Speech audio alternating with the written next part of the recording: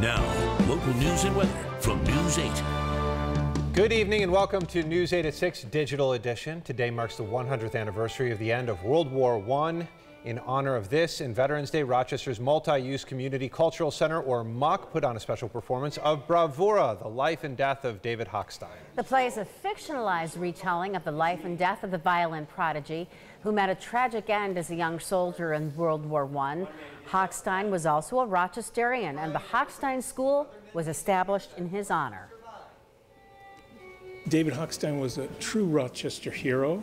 He was a prodigy violinist who enlisted in the army in World War I and was killed in France. And it's a great story, an inspiring story, and a very sad story. The production will be put on again on November 14th, and it will run through the 17th at 7:30 p.m. and then Sunday, November 18th at 2 p.m. Local veterans were honored at a ceremony in Rochester today. The event was hosted by the Monroe County American Legion. This morning at the Blue Cross Arena, representatives from each military organization came forward to lay wreaths in honor of veterans. The Monroe County American Legion Honor Guard then rendered a proper rifle salute.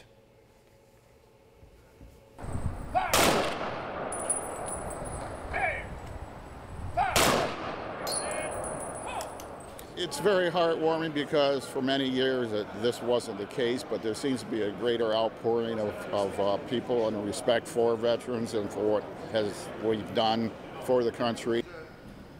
The event also acted as an educational trip for local students about the sacrifices our veterans have made.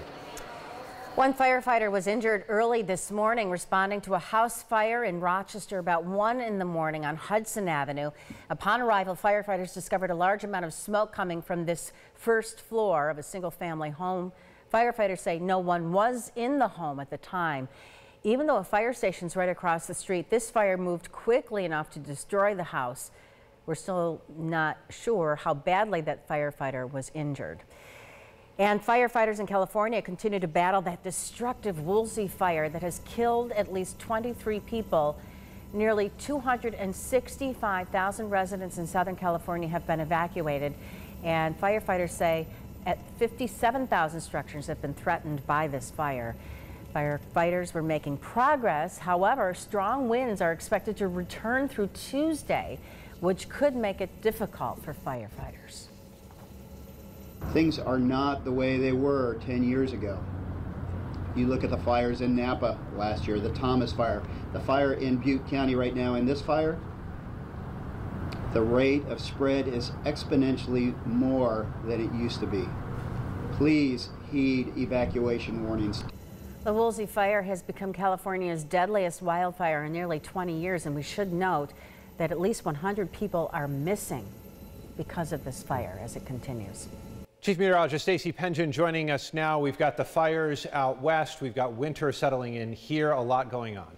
Yeah, it is November here in Western New York. We had a pretty quiet day today, and with that, a lot of people were out taking care of all of the leaves that have been coming down. If you didn't get around to it today, tomorrow looks pretty decent. A dry ground, winds not too bad out of the southwest at 5 to 15 miles an hour, and rainfall shouldn't make its way in until much later on tomorrow evening. Now, Tuesday and Wednesday not looking so great. We have rain in the forecast Tuesday, and we have a little snow in the forecast on Wednesday. Now, speaking of snow, we have a very cold pattern that will continue not only through this week, but also into this weekend. Meanwhile, the mildest air is locked in the western half of the United States. However, if you're not a fan of this pattern, you're not ready for the winter yet, the good news is some of this milder air will start to push the coldest air out of the eastern half of the United States as we head into Thanksgiving week. So you have to wait a week or so, but we will see and feel some improvement. We do have an active week ahead with a rain-snow mix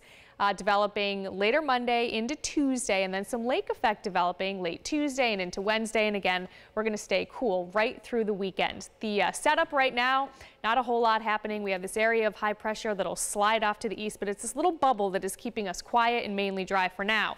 What you're looking at off to the west, you see some moisture moving in from the deep south, and then you have a storm system developing just to the lee of the Rockies, and it's these two little disturbances that'll come together and bring a rain-snow mix to us. But again, that doesn't arrive until later on tomorrow. We're nice and quiet overnight tonight, partly to mostly cloudy. Heading into Monday, we're dry through the majority of the day. In fact, most of the day with clouds on the increase. It isn't until Monday night into early Tuesday we'll start to see that transition of that rain-snow mix developing and then transitioning over to lake effect. 29 tonight, partly to mostly cloudy, seasonably chilly. 45 for tomorrow, so not as cold, but still kind of cool. 8-day forecast here is looking cool. 38 on Tuesday with that rain-snow mix over to lake effect. Wednesday, windy with some lake effect and cold, near freezing for a high.